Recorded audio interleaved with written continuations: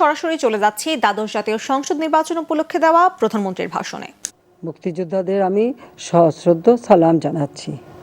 আমি গভীর বেদনার সঙ্গে স্মরণ করছি 1975 সালের 15ই আগস্টের ঘৃণ্য হত্যাকাণ্ডের শিকার আমার মা বঙ্গমাতা ফজিলাতুন্নেসা মুজিব, 3 ভাই মুক্তিযোদ্ধা ক্যাপ্টেন শেখ কামাল, মুক্তিযোদ্ধা লেফটেন্যান্ট শেখ জামাল ও 10 বছরের শেখ রাসেল।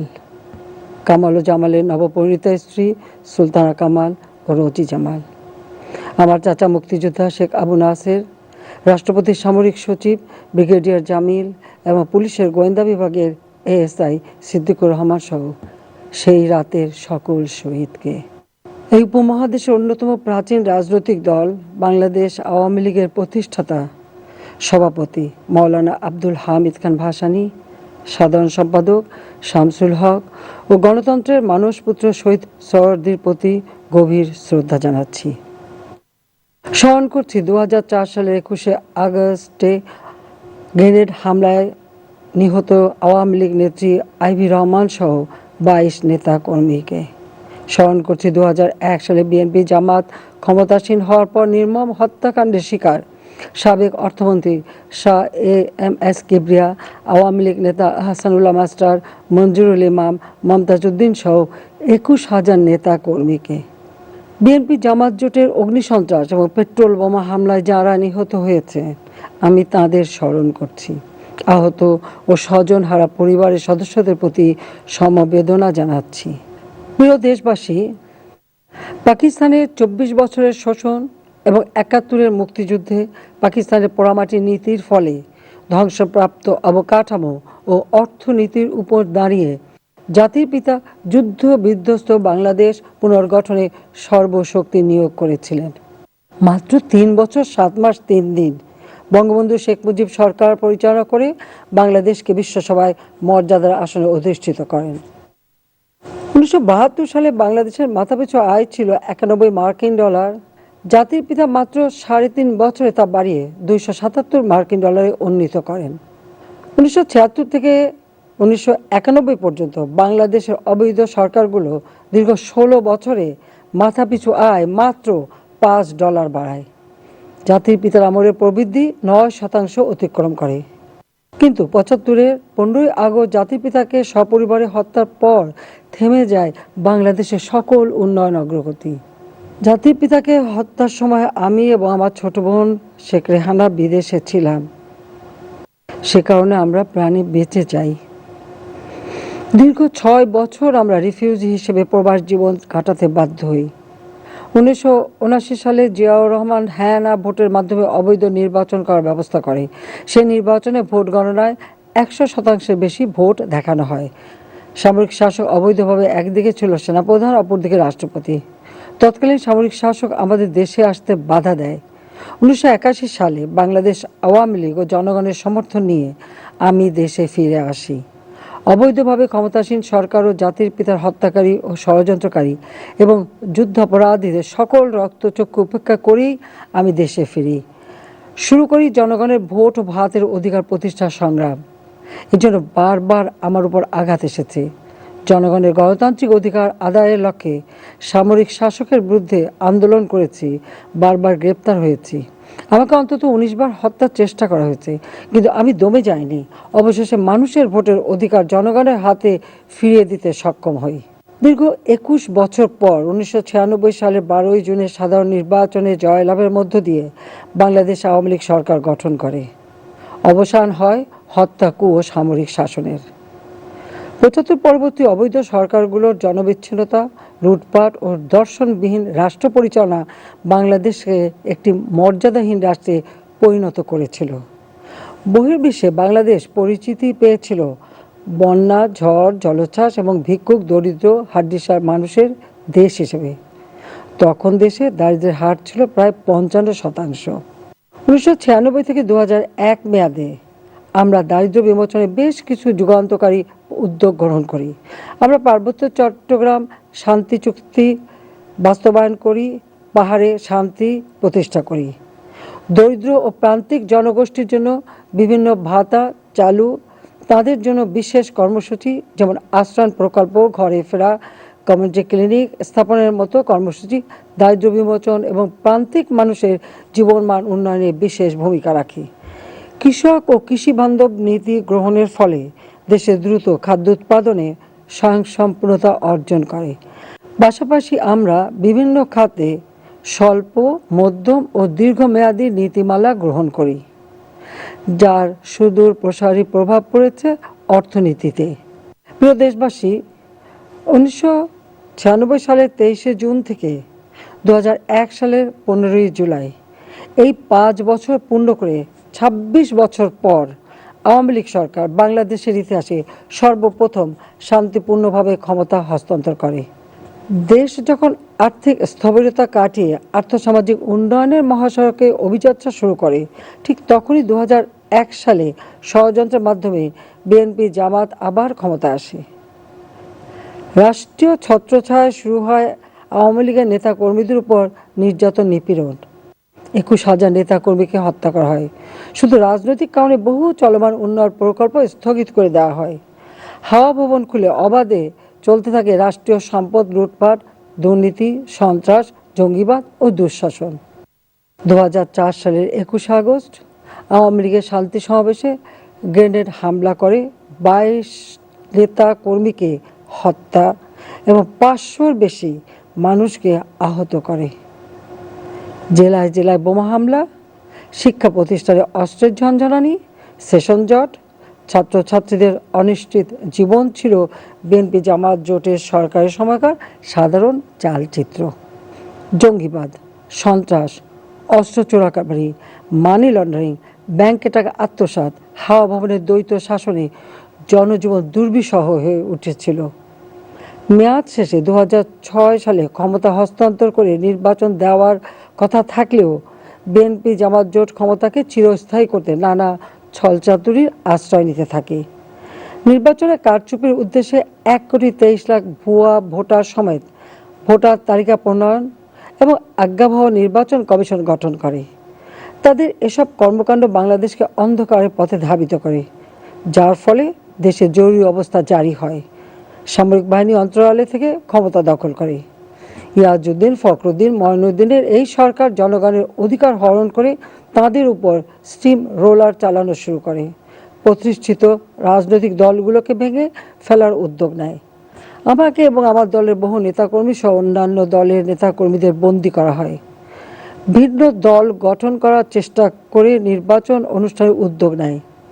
কিন্তু তাদের এই চক্রান্তের বিরুদ্ধে সচেতন দেশবাসী ঐক্যবদ্ধভাবে রুখে দাঁড়ায়। জনগণের আন্দোলনের মুখে তারা নবম সংসদ নির্বাচন দিতে বাধ্য হয়।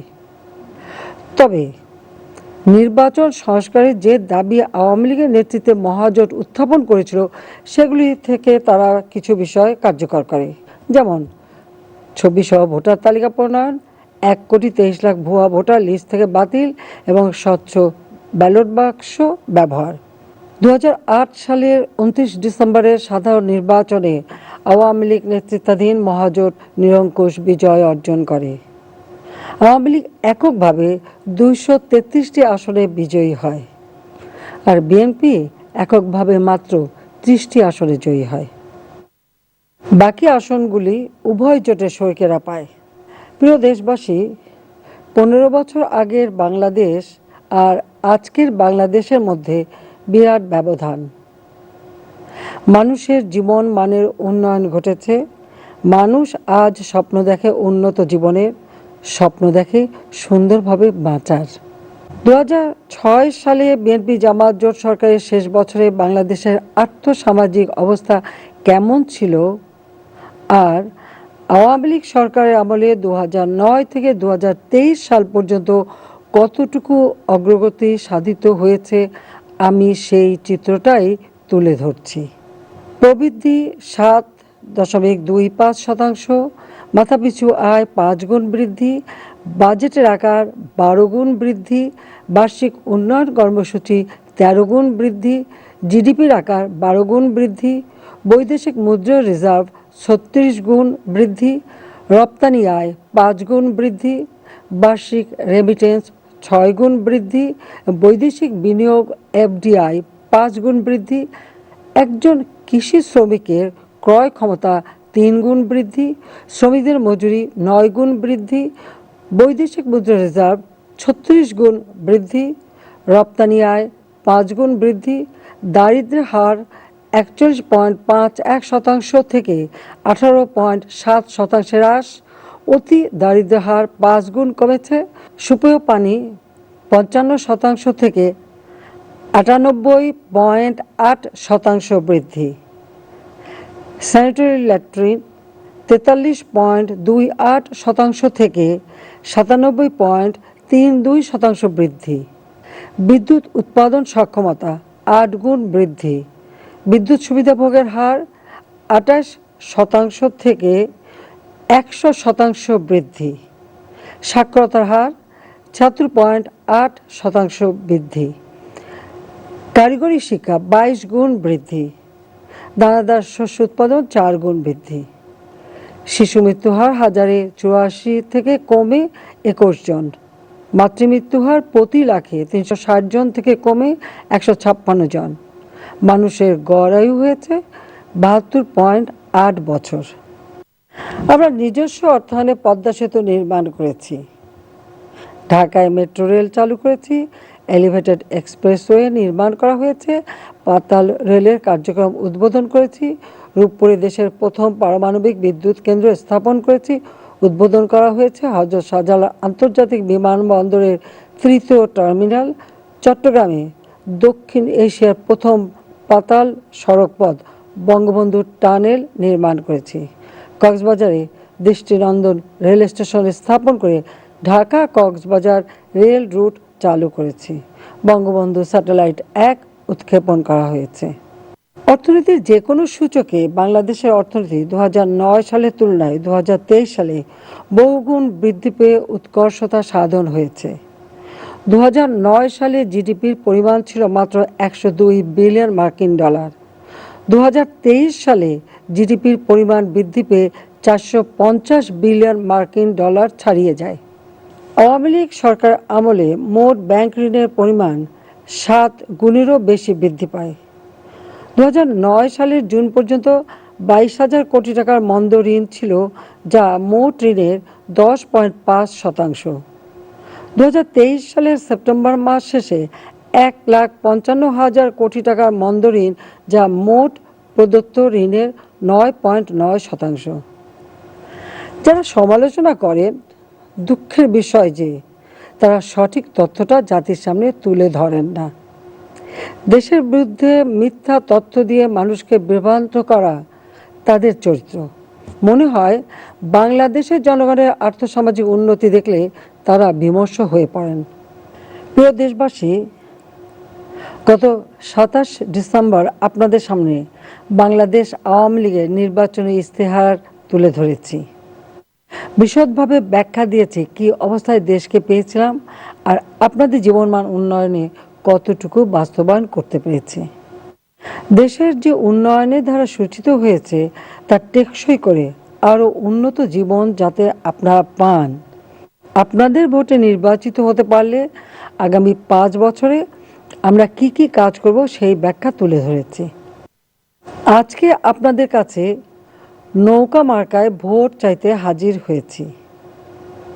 এই উন্নয়নকে টেকসই করা, আপনাদের জীবন মান উন্নত করা, আমাদের প্রিয় মাতৃভূমি বাংলাদেশকে ক্ষুধা দারিদ্র্যমুক্ত উন্নত স্মার্ট সোনার বাংলা হিসেবে গড়ে তোলার সুযোগ চাই।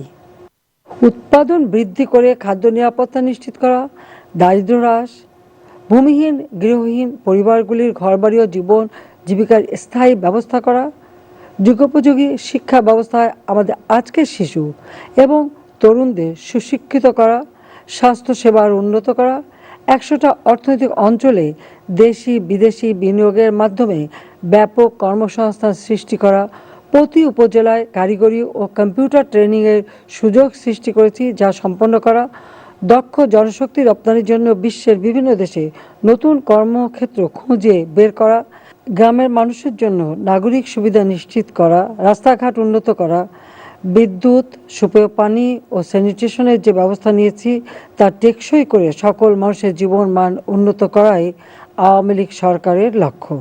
আপনাদের মূল্যবান ভোটে নির্বাচিত হয়ে আরেকটি বার সরকার গঠন করতে পারলে আমাদের গৃহীত কর্মসূচিগুলি বাস্তবায়ন করে আপনাদের জীবন মান আরও উন্নত করার সুযোগ পাব।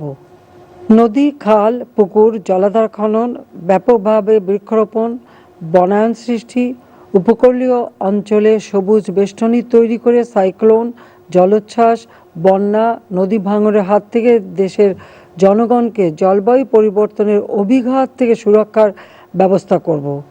সড়ক, রেল, নৌ, বিমানপথ ও সেবা উন্নত করে যোগাযোগ অবকাঠামোর ব্যাপক উন্নয়ন করা হবে। কৃষি যান্ত্রিকীকরণ, অধিক ফসল উৎপাদন, খাদ্য সংরক্ষণ, খাদ্য ও কৃষি পণ্য প্রক্রিয়াজাত করা, দেশের চাহিদা পূরণ করা ও বিদেশে রপ্তানির উপযুক্ত ব্যবস্থা নেওয়ার কাজ অব্যাহত থাকবে। রপ্তানি বাণিজ্য সম্প্রসারণ করার লক্ষ্যে নতুন বাজার খুঁজে বের করা, উপযুক্ত পণ্য উৎপাদন বৃদ্ধি করা হবে। সেক্ষেত্রে ডিজিটাল ডিভাইস, চামড়া ও চামড়াজাত পণ্য, পাট ও পাটজাত পণ্য, কৃষি ও খাদ্য প্রক্রিয়াজাত, ঔষধ, কুটির শিল্প, ক্ষুদ্র, মাঝারি ও ভারী শিল্প উৎপাদন, জাহাজ নির্মাণ ও জাহাজ রিসাইক্লিং শিল্প ও কারখানা গড়ে তোলার কাজ অব্যাহত থাকবে। ব্যাপক বিনিয়োগ ও কর্মসংস্থান সৃষ্টি হবে। এই লক্ষ্যে কৃষিপণ্য, স্বাস্থ্যবিজ্ঞান, প্রযুক্তি বিজ্ঞান, পরমাণু গবেষণা, এয়ারোস্পেস ও এভিয়েশন গবেষণা, সমুদ্র গবেষণা, জলবায়ু পরিবর্তন গবেষণার জন্য ইনস্টিটিউশন ও গবেষণাগার তৈরির কাজ সম্পন্ন করতে হবে। প্রিয় দেশবাসী, 2008, 2014 এবং 2018 সালে নির্বাচনী ইশতেহারে মুক্তিযুদ্ধের আদর্শ ও চেতনাকে ধারণ করে দেশ পরিচালনায় যে সাফল্য আমরা করতে পেরেছি, তারই ধারাবাহিকতায় আমরা 2024 সাল থেকে স্মার্ট সোনার বাংলা গড়ে তোলার ইশতেহার ঘোষণা দিয়েছি। এবারের ইশতেহারে জনগণের আর্থসামাজিক উন্নয়নের লক্ষ্যে যে বিষয়গুলি উল্লেখ করা হয়েছে, তার মধ্য থেকে যে কয়েকটি বিষয়ে বিশেষ অগ্রাধিকার দিয়েছি তা আমি আপনাদের সামনে উল্লেখ করছি।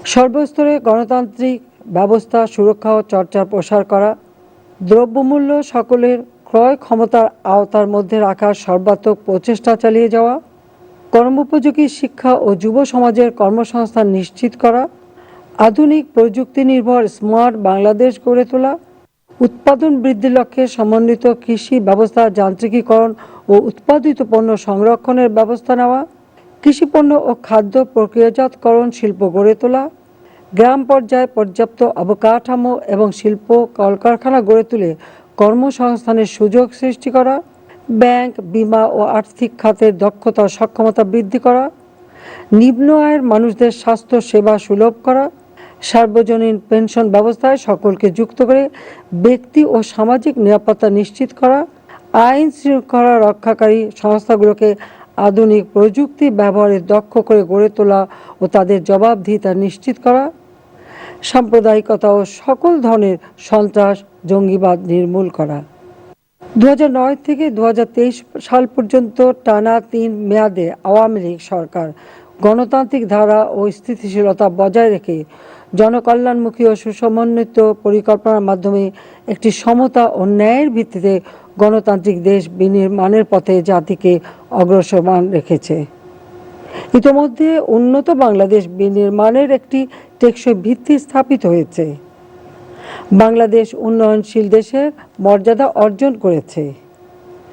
2026 সাল থেকে উন্নয়নশীল দেশ হিসেবে বাংলাদেশের অগ্রযাত্রা শুরু হবে। উন্নয়নশীল দেশ হিসেবে বাংলাদেশকে গড়ে তোলার যে সুযোগ পাওয়া যাবে তা কার্যকর করা এবং যে চ্যালেঞ্জগুলো রয়েছে তা একমাত্র আওয়ামী লীগ ক্ষমতায় থাকলেই মোকাবেলা করতে পারবে। বাংলাদেশকে উন্নয়নশীল দেশ হিসেবে বাস্তবায়নের মাধ্যমে আমরা 2041 সালের মধ্যে উন্নত সমৃদ্ধ স্মার্ট বাংলাদেশ গড়ে তোলার লক্ষ্যে প্রেক্ষিত পরিকল্পনা প্রণয়ন করেছি। সম্ভাবনাময় বিশাল তরুণ সমাজ হবে স্মার্ট বাংলাদেশ বিনির্মাণের মূল কারিগর। তারুণ্যের শক্তি বাংলাদেশের অগ্রগতি।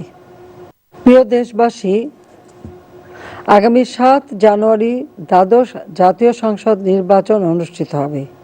গণতন্ত্র ও আইনের শাসনে বিশ্বাসী রাজনৈতিক দলসমূহ এবং প্রতিষ্ঠানের প্রতি অনুরোধ, সাংবিধানিক প্রক্রিয়া ব্যাহত হয় এমন কোনো উদ্ভট ধারণাকে প্রশ্রয় দেবেন না এবং ইন্ধন যোগাবেন না।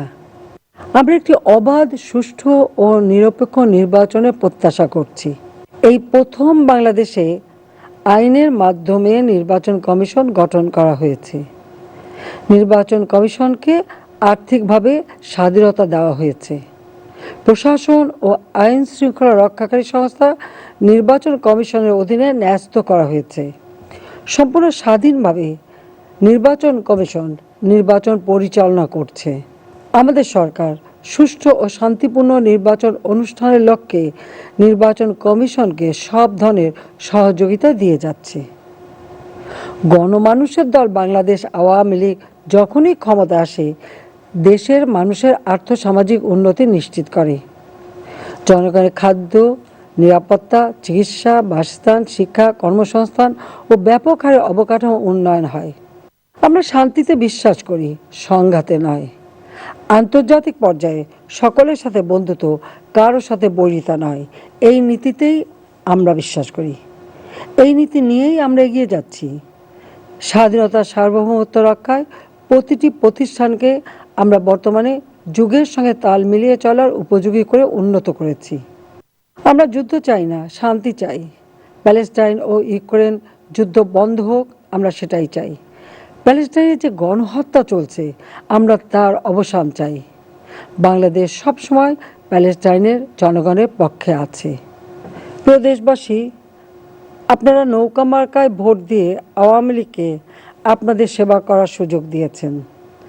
আমি আপনাদের প্রতি কৃতজ্ঞতা জানাই।